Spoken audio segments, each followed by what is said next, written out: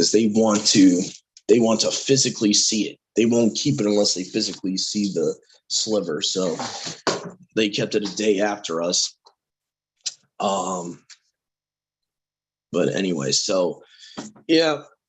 All right. So Shabbat Shalom, everyone. We're live. We're on YouTube right now, and we're going to be starting our general regular book by book, chapter by chapter Sabbath studies here. So just bear with me, guys. I really want to get rid of all these old windows in the background of my phone so we're not slow here.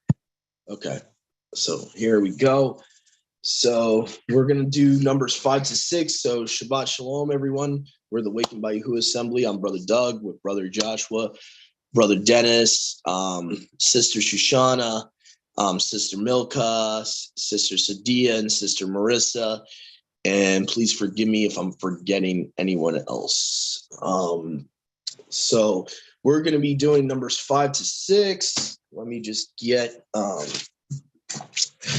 my New English Translation Septuagint here, and we're going to get going.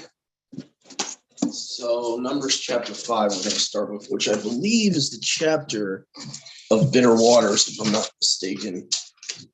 The bitter waters for the adulteress. And afterwards, I'll kind of explain what I think spiritually that has to do with Messiah's impalement. And in my opinion, how that connects to his sacrifice of him drinking the gall and all that spiritually. Okay. All right. Okay, Numbers 5. And Yahuwah spoke to Moshe, saying, order the sons of Yasharal and let them send away from the camp everyone who's leprous, everyone who has a discharge, everyone who is an unclean person regarding a soul. And again, there's a little footnote here. It's talking about a corpse. Okay, so more correctly should be translated those that are unclean because of a dead body. From male to female, you shall send away outside the camp. They shall not defile their camps in which I dwell among them. The sons of Yashrael did so and sent them away outside the camp, just as Yahuwah spoke to Moshe, and the sons of Yashrael did. And Yahuwah spoke to Moshe, saying, speak to the sons of Yashrael, saying, man or woman, if anyone commits one of the human sins in disregards, and that individual commits an offense, he shall confess the sin which he has committed, and he shall pay back the full sum for the error, and a fifth part of it he shall add to it, and he shall pay the one whom he wronged. But if the person has no near relative, and again, so context, guys, for the restitution is for within Israel, specifically talking about Israel, okay? But if the person has no near relative to compensate him for the error to him, the error compensated to Yahuwah shall be for the priest. So now you would have to give the restitution to the priest if the person you wronged is dead and has no near relative. Except for the ram of atonement, through which he shall make atonement by it for him, and every first fruit in respect to the set apart things among the sons of Yashrael, whatsoever they offer to Yahuwah for the priest shall be his. And the set apart things of each shall be his. And if a man goes to the priest, it shall belong to him. And Yahuwah spoke to Moshe, saying, speak to the sons of Yashrael, and you shall say to them, man by man, if his wife goes astray and disregards him and despises him, and if anyone sleeps with her in a union of seed and escapes the notice of her husband's eyes, and she conceals it, although she is defiled, and there is no witness with her, she has not been caught. And if a spirit of jealousy comes upon him, he becomes jealous of his wife, but she has defiled herself. Or if a spirit of jealousy comes upon him and he becomes jealous of his wife because she is not defiled, then the man shall bring his wife to the priest, and he shall offer the gift concerning her 1/10 of a oiphi of barley, maybe I should say ephah of barley. He shall pour no oil upon it, nor shall he put frankincense upon it, for it is a sacrifice of jealousy, a sacrifice of remembrance, recalling an offense. And the priest shall bring her forward and place her before Yahuwah. And the priest shall take pure living water in an earthen vessel, and some of the dust that is on the floor of the tent of witness. And after taking it, the priest shall cast it into the water. And the priest shall set the woman before Yahuwah and uncover the woman's head and place upon her hands the sacrifice of remembrance, the sacrifice of jealousy. But in the priest's hand shall be the water of correction, of this reproof that brings the curse. And the priest shall make her take an oath and say to the woman, if no one has slept with you, if you have not gone astray to become defiled while under your own husband, be innocent from the water of this reproof that brings the curse. But if you have gone astray being under your husband, or if you have defiled yourself, if someone besides your husband has made his bed with you, then the priest shall make the woman take an oath by the oaths of this curse. And the priest shall say to the woman, may Yahuwah make you as a curse and bound by oath in the midst of your people, when Yahuwah makes your thigh fall to pieces and your womb swell. And this water that brings the curse shall enter your belly to swell the belly and make your thigh fall to pieces. And the woman shall say, may it be, so be it, so be it. And the priest shall write these curses on a scroll and shall wipe them out of the into the water of reproof that brings the curse. And he shall have the woman drink the water of reproof that brings the curse, and the curse bring water of reproof shall enter her. And the priest shall take from the woman's hand the sacrifice of jealousy, and he shall place the sacrifice before Yahuwah and bring it to the altar. And from the sacrifice, the priest shall take a handful as its memorial and offer it from the altar. Afterwards, he shall have the woman drink the water, and it shall be, if she is defiled and has escaped her husband's notice by stealth, then the water of reproof that brings the curse shall enter her, and she shall be swelled up in her belly. Her thigh shall fall to pieces, and the woman shall become a curse among her people. If the woman was not defiled and is pure, then she shall be innocent and shall bear seed. This is the law of jealousy in case a woman who is under her husband goes astray and is defiled, or in case of a man on whom the spirit of jealousy comes, he becomes jealous of his wife, and he shall place his wife before Yahuwah, and the priest shall apply this entire law to her. And the man shall be innocent of sin, but the woman shall bear her sin. So, yeah, that's basically the chapter there. Now, the context here is that basically a man is presumptuously assuming or has suspicion that his wife has committed adultery. That's what's going on here. So these bitter waters are really for what we would call an accusation of adultery. Sometimes the woman is not witness to when she commits the adultery. Actually, if we go back to the case of the Pharisees and Yahusha, the reason Yahusha said what he said was number one, yes, he was showing mercy to her, but also he knew, because he's the Torah made flesh, he's the law made flesh. Okay, he knows that in that particular situation with that woman, she should have been given bitter water. She should have been at the temple, and they should have been giving her bitter waters, because they did not really catch her in the act. They claimed to catch her in the act, but there was no eyewitnesses. So what they should have done, according to Numbers chapter 5, they should have given her bitter waters. Her husband should have been present, and her husband should have, if he had a spirit of jealousy on him, he should have been like, okay, well, I suspect she has cheated on me, whatever. And they should have gave her bitter waters, but they didn't.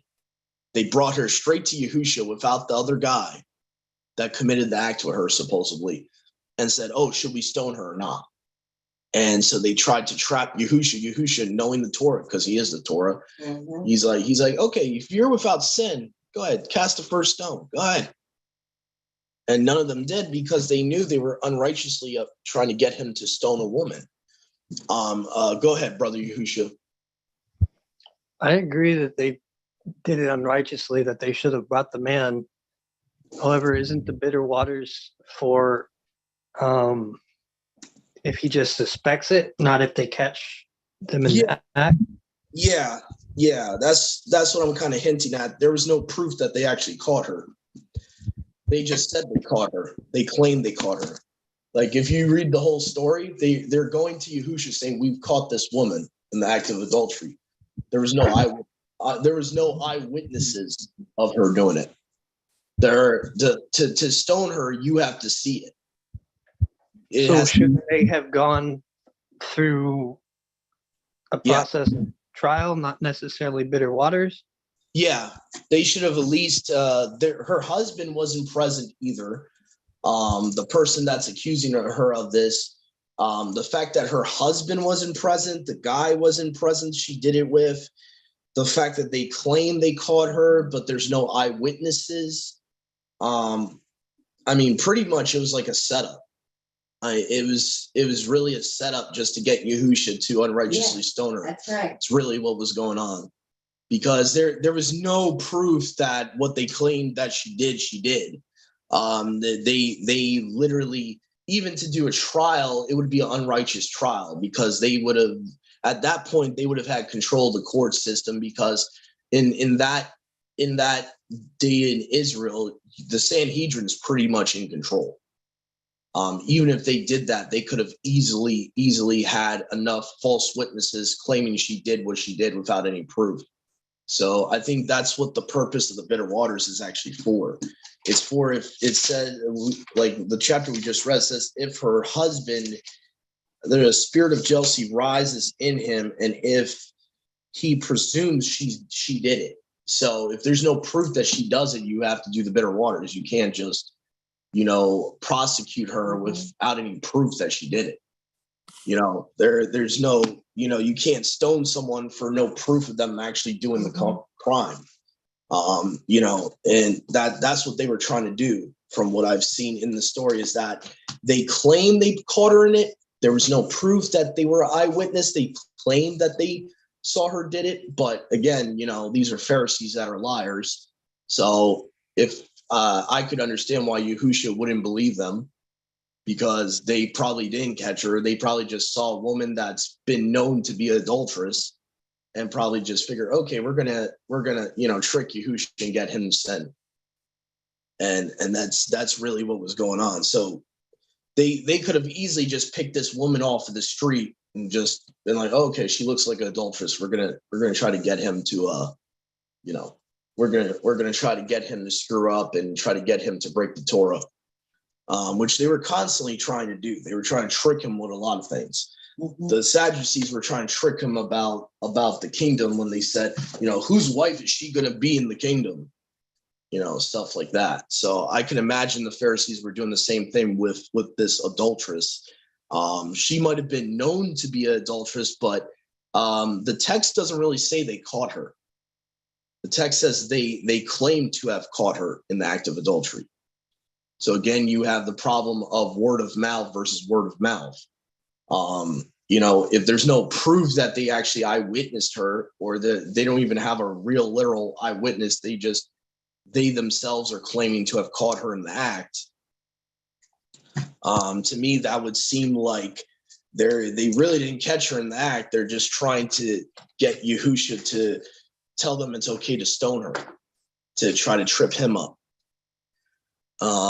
From what I saw from that story, because there's nothing hinting around in the New Testament that they caught her in the act. It's just, they're claiming they caught her. Yeah. I want to throw a fly into the ointment here a little bit. Oh, great. But even if they had caught her, right? Mm-hmm. And she shows up there without the one that she was committing adultery with, still the law says they can't stone her. Yeah, and I'm wondering in that case if they still have to do the bitter waters, because without that other person in the act, you can't stone either one of them. You have to have both people present to stone them. So I'm wondering if this bitter waters law is actually an act of mercy, and it's an act of, okay, well, you presume your wife did this to you. You really don't have proof. Right. You don't have the other man present. Okay. So what we're going to do is we're going to test your wife. We're going to see, by Yahuwah's wisdom, if her belly doesn't swell, then she didn't do this to you, and you have to let it go and not have a spirit of jealousy anymore. You got to let it go. Mm-hmm. You see what I'm saying? Yeah. It's a divine sign in this test, because the context of the chapter we just read was, if her belly swells up, that means she's guilty. You see what I'm saying? Mm-hmm. So it's a divine sign from the Father himself. Mm-hmm. So they're actually putting it in Yahuwah's hands. True. Right. To show whether she's guilty or innocent. So it is a sign of mercy to the woman. Go ahead, Brother Yusha. I don't know if that's a new hand, old hand. Old hand. I did have something though, like when you get to a certain point, but I'll wait. All right. Let's see here. I don't know if there's anything else about actually, because I think you wanted to talk about, because I was sold on this up until I started reading it again, and I'm not 100% sure how to fit this in. The cup that Yahusha drank being the bitter waters, isn't it the wife that's supposed to drink it, the husband? Yeah, which he basically took our cup. He went in our place. So the lawgiver, has the right to do that. I know a lot of people in this walk say, well, wouldn't that be breaking Torah? Well, not if the Torah giver's the one doing it. Yeah. He has the prerogative. He's the creator. He's the lawgiver. He has the prerogative to take our cup for us. I believe it was the ultimate act of love to know that our punishment was to drink that cup. That was our punishment as being an adulterous wife, but he took it for us. And I guess the way you could see it hinting to that spiritually is because gall, if you look up the Greek word gall in the New Testament and in the Septuagint, usually it goes back to wormwood, it goes back to bitterness, it goes back to sin. He's drinking our punishment for sin. He's drinking the punishment that we all did by breaking covenant with him. That's my personal opinion, but I can see the counter argument that you're talking about, that, well, the woman's supposed to take it, but what we got to realize is we were supposed to be killed for our sins. He took our punishment. So that doesn't contradict it. It actually shows that he took our punishment for us. He took what we all deserved, and we all deserve to have to drink those bitter waters. We all deserve to be stoned for our adultery to him. But he, in his mercy, he took our punishment. He nailed him to the stake. I don't know, Mom, if you wanted to. No. Okay. I'm good. So that would be my rebuttal, is that yes, it's for the woman, but in the context of what he did for us, he took our punishment for us. So I understand the argument that the counter argument there is that yes, for the woman, but that doesn't negate of the fact he took the punishment for the bride. Because that's the only way we're coming back into covenant with him. If we take the punishment, we're just dead in our sins, right? Yeah. You know that in reality. Mm-hmm. So regardless, the husband was going to have to take the punishment that's meant for the bride. Mm-hmm. Regardless. So that's the fluent message of the Brit Hadashah is what we deserved, he took. Mm-hmm. We see this all throughout the Brit Hadashah. Peter, Paul talk about it. John talks about it. He became sin for us, right? Mm-hmm. He took our punishment for sin for us. So, and it's all throughout the Brit Hadashah. It's all throughout. So that was a good question. That was a really good question. And that, to the best of my ability, that's what I would answer. That is, yes, it was a punishment for the bride, but he had to take our punishment. If he doesn't take our punishment, we don't have salvation. We have no way to pay it. So, because the only way you can be free from sins is the shedding of innocent blood. Right. We're not innocent. Our blood being shed is not going to do anything. No. So, yeah. So yeah, that's how I would answer that if someone asked me that. Is that it had to be substituted in that case. Let's see here. So I think we're up to Numbers chapter 6. Let's see here.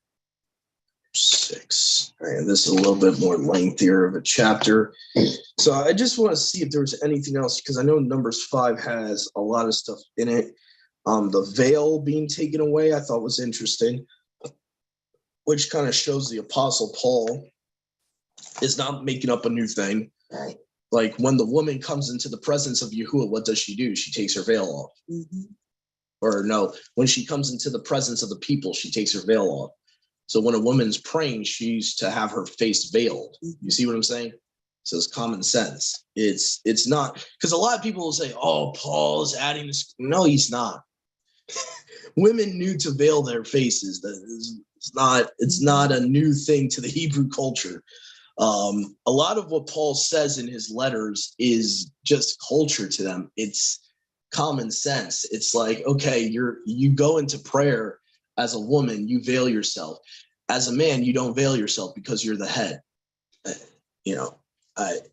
Again, this is common sense type of stuff, but because we're raised in a Christian, Western, Greco-Roman culture, we think it's like somehow it's like somehow that's a weird thing to do. When if you go to any Eastern culture, women veil their faces. It's not that big of a deal. It's a way of showing Yahuwah respect. They're honoring Yahuwah by veiling themselves, acknowledging he's the head, and as men, we know that Yahuwah is our head, and to not dishonor him, we don't veil ourselves when going into prayer, and all that. So I did want to talk about that because I think that's important to address, because some people will say, well, it's not found in Torah to veil themselves. Well, if a woman's taking off her veil in Numbers 5, it's in their culture. So let's see here. I did want to also mention the word jealousy might be more correct as zealousness, or a man zealous over his wife. I would have to look into the Greek. I don't have like a Thayer's in front of me right now, but I'm assuming that the word that they're translating for jealousy is actually zealousness or zealous.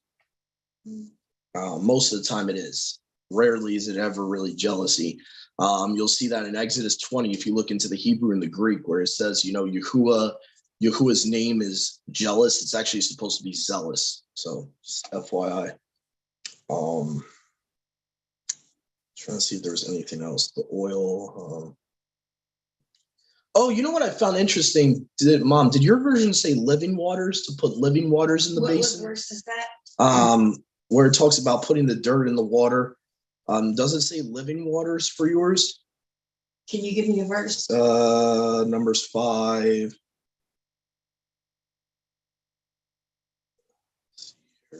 Where does it start here? He's jealous of his wife. The priest shall bring her. Starting at verse 16, it says, the priest shall bring her forward, place her before Yahuwah, and the priest shall take pure living water in an earthen vessel. I'm just curious if it says living waters in yours. I'm just curious. I'll bring her near and set her before Yahuwah, and the priest shall take set apart water in an earthenware vessel, and take some of the dust that is on the floor of the tabernacle and put it into the water. It's interesting that the Septuagint has living waters, because that's what Yahusha is. He is, the living waters, right? From his belly flow out living waters. So it's kind of interesting. The Septuagint has living waters in that chapter, because allegorically that's what's happening, right? With the bitter waters. What would dirt represent? Our muddiness, our sin, right? As a dog goes back to his vomit or its mud, right? Okay, so essentially Yahusha, the living waters, is absorbing, right, our sin. So I just find that interesting. So there's a lot about Yahusha in this chapter that I think most people would just overlook, just not looking at the spiritual aspect of it.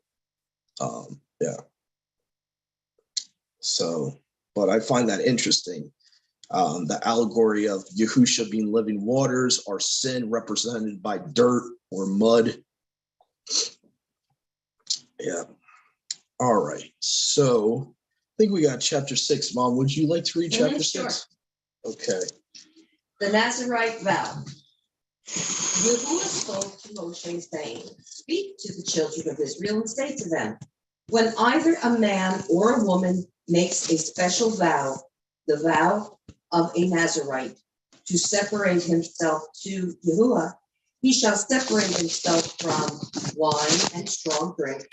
He shall drink no vinegar made from wine or strong drink, and shall not drink any juice of grapes or eat grapes, fresh or dry.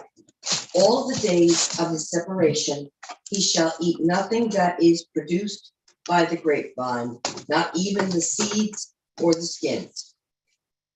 All the days of his vow of separation, no razor shall touch his head until the time is completed for which he separates himself to Yahuwah. He shall be set apart. He shall let the locks of hair of his beard grow long. All the days that he separates himself to Yahuwah, he shall not go near a dead body, not even for his father or for his mother, for brother or sister. If they die, shall he make himself unclean, because his separation to Yahuwah is on his head. All the days of his separation, he is set apart to Yahuwah. And if any man dies very suddenly besides him, and he defiles his consecrated head, then he shall shave his head on the day of his cleansing. On the 7th day he shall shave it. On the 8th day he shall bring 2 turtle doves or 2 pigeons to the priest to the entrance of the tabernacle. And the priest shall offer one for a sin offering and the other for a burnt offering, and make atonement for him, because he sinned by reason of the dead body. And he shall consecrate his head that same day, and separate himself to Yahuwah for the days of his separation, and bring a male lamb a year old for a guilt offering. But the previous period shall be void, because his separation was defiled. And this is the law for the Nazarite when the time of his separation has been completed. He shall be brought to the entrance of the tabernacle, and he shall bring his gift to Yahuwah, 1 male lamb a year old without blemish for a burnt offering, and 1 ewe lamb a year old without blemish as a sin offering, and 1 ram without blemish as a peace offering, and a basket of unleavened bread, loaves of fine flour mixed with oil, and unleavened wafers smeared with oil, and their grain offering and their drink offerings. And the priest shall bring them before Yahuwah and offer his sin offering and his burnt offering. And he shall offer the ram as a sacrifice of peace offering to Yahuwah. With the basket of unleavened bread, the priest shall offer also its grain offering and its drink offering. And the Nazarite shall shave his consecrated head at the entrance of the tabernacle, and shall take the hair from his consecrated head and put it on the fire that is under the sacrifice of the peace offering. And the priest shall take the shoulder of the ram when it is boiled, and one unleavened loaf out of the basket, and one unleavened wafer, and shall put them on the hands of the Nazarite after he has shaved the hair of his consecration. And the priest shall wave them for a wave offering before Yahuwah. They are a set apart portion for the priest, together with the breast that is waved, that the thigh and the thigh that is contributed. And after that, the Nazarite may drink wine. This is the law of the Nazarite. But if he vows an offering to Yahuwah above his Nazarite vow, as he can afford, in exact accordance with the vow that he takes, then he shall do in addition to the law of the Nazarite. Now this is Aaron's blessing. Yahuwah spoke to Moshe, saying, speak to Aaron and his sons, saying, thus you shall barak the people of Yashrael, you shall say to them, Yahuwah bless you and keep you. Yahuwah make his face to shine upon you and be gracious to you. Yahuwah lift up his countenance upon you and give you shalom. So shall they put on my name upon the people of Yashrael, and I will baruch them.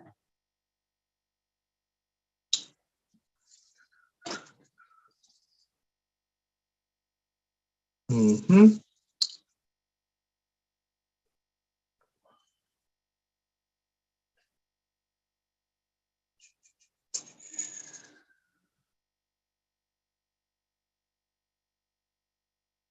Yep.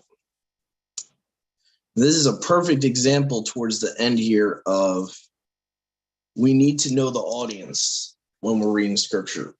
Who does he tell to do this? He says Aaron and his sons, right? It says speak to Aaron and his sons. He does not say speak to the children of Israel, okay? It's very important to understand that because I think due to just unwillful ignorance, I've seen people make songs about that baraka. Even in this movement, I've seen people try to pronounce these barakas not being Levites. We are not supposed to be doing that, okay? That's a priestly baraka. It's a Levitical baraka. It's not supposed to be pronounced by people that are not of Aaron's seed, okay? So it's very important that we understand that. That would go under the lines of, doing things in our own way, okay? He clearly says, speak to Aaron and his sons, okay? Just like the menorah, guys, okay? He chose one lineage to be lighting the menorah and to be servicing in the temple. So same context, okay? So there are certain things in the Torah we have to understand. We're not meant for everyone. There are certain commands in the Torah that are only meant for Levites. So it's very important to understand that. So also, I wanted to just mention, I find it interesting in the context, right, of when they take a Nazirite vow of their own free will, they are not allowed, right, to drink strong drink. And those that believe strong drink is hard liquor and beer, I would want you to answer for me, why then does it confirm it's specifically talking about he cannot drink or eat anything coming from the vine? It's categorizing what he just commanded them to the person to stay away from as coming from the vine, right? So that means strong drink comes from the vine, does not come from grain, right? Most of us that know how hard liquor is made, how's hard liquor made, Mom? Using grains, other fruits and vegetables, usually not grapes. Right, true. Correct me if I'm wrong, usually True. Not grapes. So if that's the case, strong drink cannot be beer or hard liquor. It's impossible. It's impossible. If what I'm reading here in context is true, and what I'm putting together here just from verses 1 to 5 is true, that is talking about it in that context, then everything it's telling him to abstain from has to come from the vine. Raisins come from the vine. Wine comes from the vine. So on and so forth. Don't eat grapes comes from the vine. Okay. Almost every aspect of what a Nazarite is supposed to abstain from comes from a vine. Okay. Does not come from wheat or grains or other fruits and vegetables. Okay. Go ahead, Brother Yahusha. Are you referring this just to the commandment of the Nazarite, or is what you're saying that, because I don't believe in strong drink, but I don't see anything wrong with beer in and of itself. No. What I'm trying to say is that I believe this of itself proves that strong drink cannot be beer or hard liquor. Like people claim. I've seen people claim in modern translations, they translate strong drink as liquor. I don't know why it was even translated as beer though, because beer is only like anywhere between 5 to 10%. That's true. Yeah. I don't know. People try to use the argument when I say, we shouldn't be drinking hard liquor. They try to say, oh, well, shakar can mean liquor. I'm like, no. It's usually translated as strong wine.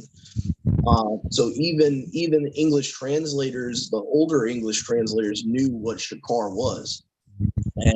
And so that's why I point out to people from this chapter, it says everything that comes from the vine.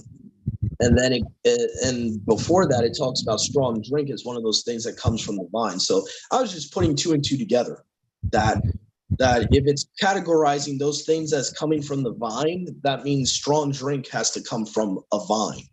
It cannot be something that is from grain. It can't be something that, because like you got grain alcohol, you got this, you got that. A lot of hard liquor actually comes from grain. A lot of people don't know that. And other types of berries. Vodka comes from grain. So people that want to say hard liquor is strong drink, they would have a problem when looking at this chapter here, because clearly it's saying shakar comes from the vine, from what I'm seeing here. So you would have a problem reconciling that, trying to reconcile the idea that liquor is shakar, because most hard liquors don't come from grape, from what I've seen. So they were not even invented even in 1000 BC. So so that's the only reason I brought it up. I just brought it up to make a point that this chapter seems to disprove that assumption that liquor is shakar. That makes it would completely contradict it, since it's calling it what comes from the vine. So it's saying here, he shall purify himself in verse 3 from strong drink. From wine, he shall be purified from wine and vinegar. Wine and vinegar from strong, again, sakura, strong drink. He shall not drink whatever is prepared from the grape. He shall not drink. He shall not eat fresh grapes or raisins. So I guess the point I was trying to bring out is that strong drink is put in that same category as grapes, raisins. Yeah. That's the only point I was trying to make, is that it seems like that category generally is speaking of everything that comes from the grape. Since everything that comes from the grape he cannot have, if strong drink doesn't come from a grape or a vine, that would kind of not make much sense. Yeah. And I'm not saying beer is wrong, so I don't want people misunderstanding what I'm saying. The point I'm saying is people that, especially modern translators like the NIV, even my mom will admit, she'll read sometimes in her NIV, they translate shakar as liquor. So there are people in Christianity that think shakar is hard liquor. There are people that will say that. And I've seen it in this movement. They say, oh, I'm going to have my pina colada, because I'm having my strong drink. And I'm like, that's not what strong drink is. That's, so I've seen people in this walk try to rationalize and say, oh, well, liquor is shakar. No, it's not. That's not.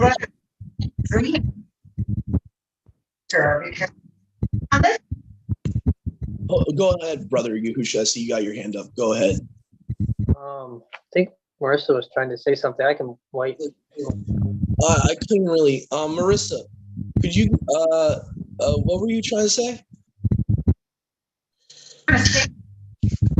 You're cutting in and out, sis. Yeah, I can't hear it. What I was going to say was that with liquor, just talking to people that where liquor has been involved in Sukkot or Pesach, it's usually a recipe for trouble.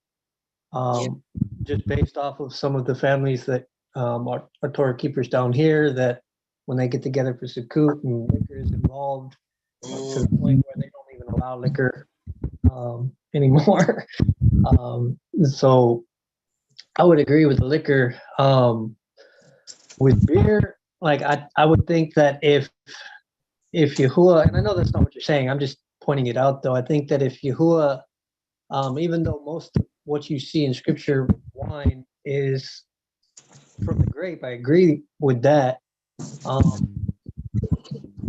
if the nations were drinking, if beer was a practice that came from the nations and Yahuwah was against it, with everything else that he has said, like don't do this of the nations or don't do that of the nations, I would imagine that he would say that with beer. And with beer, like it's really like you could drink a 6-pack, a 12-pack, but because of the water content of beer and the low alcohol content, like it's just not, even if you do get buzzed, like it's going to be very short-lived. It's going to flush out of your system, like like that. I think it's, I don't know, that's just my thoughts. I think it's a lot harder to get drunk off of beer. And then also if you're eating it if you're doing it at a feast, and you're eating, it's going to be kind of hard to, Yeah, I don't think beer is evil because of that. I've seen people argue about that, but what people need to understand is who the Sumerians were. They came from, a lot of them came from Shem's line, or Ham's line. So it's not like they created hops of themselves. Like, to think that that wasn't a thing before the flood. I mean, I'm pretty sure people were making beer before Babylon. Number two is that not everything that comes from Babylon is evil. So I think sometimes we can get to a crazy point where anything that Babylon used, we can't use. That means you can't use compasses, you can't use this, you can't use that. I think it's a danger with that. When Yahuwah is talking about don't do what the nations do, he's talking about religious practices. He's talking about how they worship their mighty ones. Like if you look at the context of what he talks about their practices, most of those practices had to do with worship. Sacrificing a child of Molech, worship. Drinking blood. I'm pretty sure there was rituals about the drinking blood. There, almost every aspect of what he wanted them to stay away from had something to do with worship, or at the least to be in covenant with a pagan god. The majority of what he was telling them not to do, and other things were just evil, just don't do. Like a lot of the practices that he says to don't do, he expounds on what he meant by that. He's not like giving us a wide general understanding of what practices he's talking about. He tells us in Deuteronomy what he's referring to.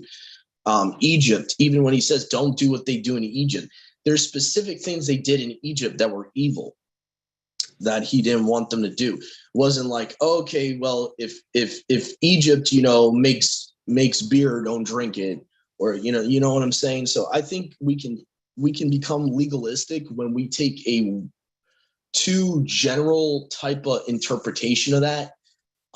There are things that the pagans do that are not evil and has nothing to do with worship. And that's why some Christian churches won't use drums. Oh, because you got these cultures that use drums. Yeah, okay. The Hebrew people use drums too. So tambourine is a drum.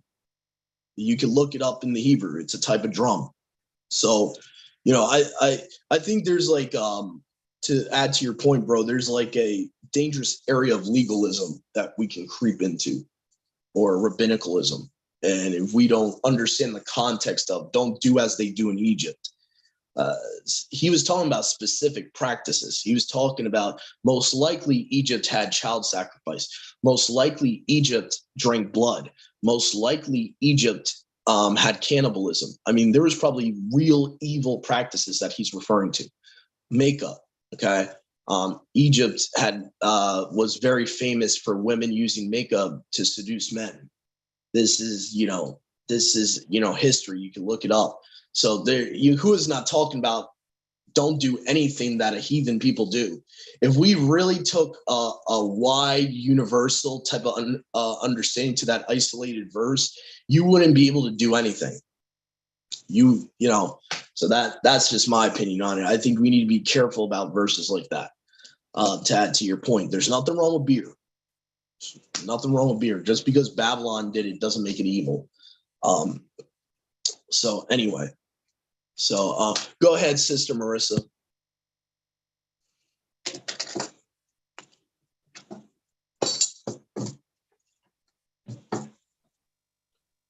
Oh, sorry. No, it's okay. Brother Joshua kind of said what I was going to say, so I'm not going to repeat myself. Thank you. You're welcome. No problem. Yeah, so I was just adding to Joshua's point there, so that really there's no reason to think beer is something wrong. Definitely not.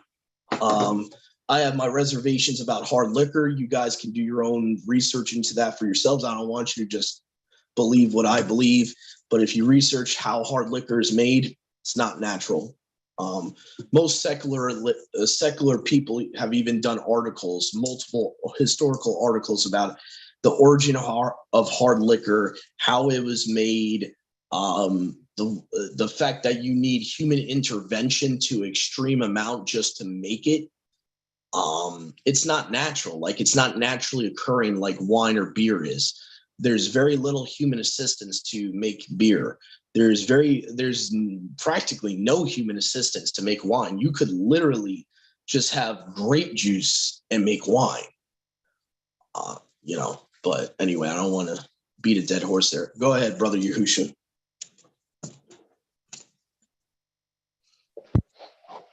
Give me 1 second. On that same note, just throw it out there. Anyone that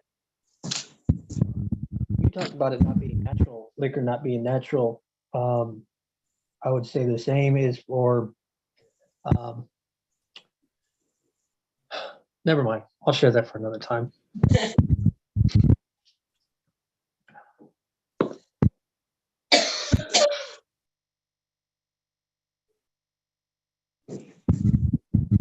Well, I'll just go ahead and share it. Did Doug go to the restroom? Yeah. Well, I'll just share it anyways. So I know people agree, people think it's fine to ingest, like marijuana concentrate, but people that don't believe in smoking it, I definitely don't believe in smoking it, taking something that Yahuwah created and doing something with it that it wasn't designed to do. But even when you're ingesting like a marijuana concentrate, if you understand how that is created in order to activate the THC to get the effect of the high, that's not natural. You have to cook it at just the right temperature, or you have to bake it at just the right temperature for the exact amount of time. If you go over that time, or you do it at the wrong temperature, you're going to destroy the THC and you're not going to get what you're looking for. You're not going to get that high effect. So however they figured that out, like, okay, I have to do it at just the right temperature. I have to do it at just the right time. Like, that wasn't just somebody playing around. That was, that knowledge came from somewhere. And maybe it was somebody just playing around, but it definitely took them some time to figure that out. You know, Mhm. that's not natural. And then the process of extracting the oil or the extracting the THC from the cannabis plant, putting it into a butter, and then extracting it into an oil. That's not natural. If you just eat the plant in and of itself, you're not going to get any type of high because all you have is THCA. Whoever needed to hear that. Yeah, it's very similar to hard liquor, the way they make hard liquor, because they'll do what's called a alchemical process. They even call it alchemy. Like, not trying to scare people, but they do call it a type of alchemy, not like the religious type of alchemy that these alchemists do, like where they think that they can become gods and all that. I'm not talking about that, but I'm talking about like literal scientific alchemy where you're removing a liquid or a air, and you're basically emptying out the alcohol to I forget how they describe it, the distilling process and all that. It's very unnatural the way hard liquor's made. It's very I really encourage people to research that for themselves, the history of liquors and spirits. They even call them spirits.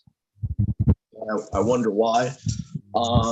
I have a feeling that when this alchemical distillation process happens, that something's being done to it that's unnatural. And because if you ever notice, like I used to drink a lot of liquor back in my day. Whenever I drank liquor, it was like a spirit would be in me. I would get drunk, a spirit would be in me. It's not, and I'm not being metaphorical. Like when you get really drunk from hard liquor, you feel possessed sometimes. And I think there's a reason for that. And I remember back in my drinking days, I would drink a lot of wine. That would never happen to me. I would drink a lot of beer. That would never happen to me. So there's got to be something different about these spirits and these liquors that causes that. Whether it's the emptying out of the liquid when they're distilling it is allowing a spirit to come in. Who knows? I don't know. I can only speculate what that does, what the distillation process does to a liquor. I have no idea, but I just know it's not natural. And to be honest, I can't even have a shot of hard liquor without getting a little buzz. So, but Brother Doug, isn't it interesting how when you go to a major liquor store like Bevmore or it says spirits and the title, it says spirits. Yeah, that's what they're called. That's their actual scientific name. Before we got the name hard liquor, they were called spirits. And I forget when they were created. I think the earliest goes back only to the 2nd century BC. So the earliest proof of someone making a recipe to distill a liquor would be like 200 BC, which is very late. It seems like the philosophers were big on it, the Greek philosophers, this and that. They were very big on distillation. And there's just so many weird things about it. The fact that distillation is supposedly a type of alchemy is very alarming to me. Alchemy is like the practice. Some believe they can use alchemy to turn lead into gold. If you look it up in the dictionary, that's what alchemy is. It's the idea you can turn one metal into another metal by some type of sacred science, supposedly. It's very alarming to me that they consider distillation like a form of alchemy. So I find that a little weird, especially when you go into the religious side of what people believe alchemy is. They believe you're transmutating yourself into a god and this and that. And, so it's very alarming to me, even though that's not what the type of alchemy they're talking about. But just the fact that alchemy of itself seems to be going back to a lot of the mystery schools and all that. And I just, to me, that makes me not want to drink liquor at all, for a lot of those reasons. Go ahead, brother. You should.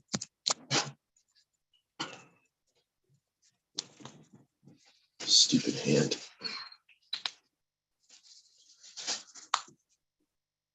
Is that an old hand or? My bad. I didn't realize I was muted. Oh, okay. Since THC is illegal down here, but CBD is legal, what they've done is they've created something called Delta 8 THC that is almost exactly like normal THC from like normal THC would be called Delta 9 THC, but what they've done is, and it's legally able to be sold because it's not real THC. It just mimics THC, gives you the same high, but you can tell that it's different in a way. But what they did was they took CBD, they did an alchemic process on it. They changed the molecules in the CBD to now to convert it into THC. It's not real THC, but it's CBD that has been genetically altered to mimic THC. So there's very real alchemy type witchcraft going on. Yeah, that's very weird. I would definitely be alarmed to be using that for even medicinal purposes. That's very weird. But yeah, so that's why I don't believe in drinking liquor. In conclusion, a lot of those reasons. But anyway, other than that, I don't think there's anything else we could really talk about. We haven't talked about time and time again about this chapter because this is probably, I would say, the fourth or fifth time we as a group on a recording have read this chapter. So I don't want to beat a dead horse with about, obviously, if a Nazarite is allowed to shave his head, shave his beard, obviously shaving is not a sin. I really don't feel the need to have to beat a dead horse with that. We already talked about the whole Aaronic Baraka. That's only for Aaron and his sons there in the last part of that chapter. I don't think there's much else to talk about, really. That's about it.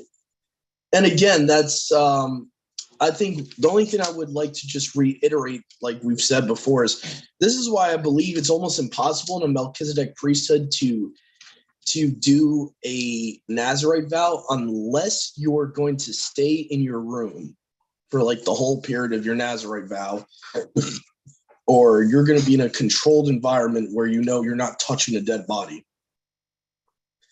That's the only way I could ever say that it's safe to do it in today's Melchizedek priesthood, because about half of this chapter of the Nazarite vow is dependent on a Levitical priesthood. So unless you're able to make sure you don't touch a dead body, I would not recommend keeping a Nazarite vow in a Melchizedek priesthood.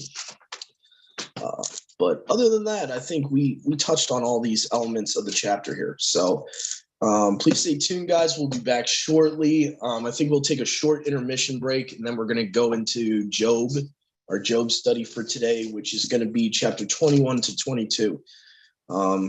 Also, before we go, I just wanted to give you guys a little bit of extra proof from my assertion from chapter 5 that the restitution law has to be specifically for Israel, in my opinion. It can't be universalized. And I'll tell you why. Because if we go to Leviticus 6, chapter 1, this is another reference for it. And it says here, Yahuwah spoke to Moses saying, the soul which has sinned willfully, meaning this is willfully taking something that doesn't belong to them, willfully overlooking the commandments of Yahuwah shall have dealt falsely in the affairs of his neighbor in the matter of a deposit or concerning fellowship or concerning plunder, or has in anything wronged his neighbor, or has found that which was lost, and shall have lied about it, and shall have sworn unrighteously concerning one of all the things whatsoever a man may do, so as to sin hereby. It shall come to pass whensoever he shall sin and transgress, that he shall restore the plunder which he has seized, the injury which he has committed, or restore the deposit which was entrusted to him, or the lost article which he has found of any kind, about which he swore unrighteously. And he shall even restore it in full, and he shall add a fifth to it. Besides, he shall restore to him whose it is in the day which he happens to be convicted. So again, Leviticus 6:1-4, if you read in context, it's talking about Israel. It says neighbor like 3 different times, okay? And it's specifically talking about within Israel. How do I know that? Because the previous chapters say, tell the children of Israel, okay?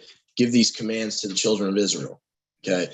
So this is talking about if you willfully steal from your brother or sister in the faith, and then you're convicted about your sin, what you're supposed to do is give it back to them, restore it to them, but then you add a fifth. So just to simplify how you would execute that commandment. So I want to, emphasize that it's not an ecumenical commandment. It is not.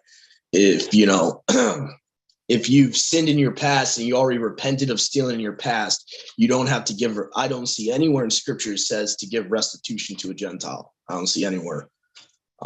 Just saying. So I was reading there from Leviticus 6:1-4, crossing that with the chapter we read from Numbers chapter 5, which also talks about restitution.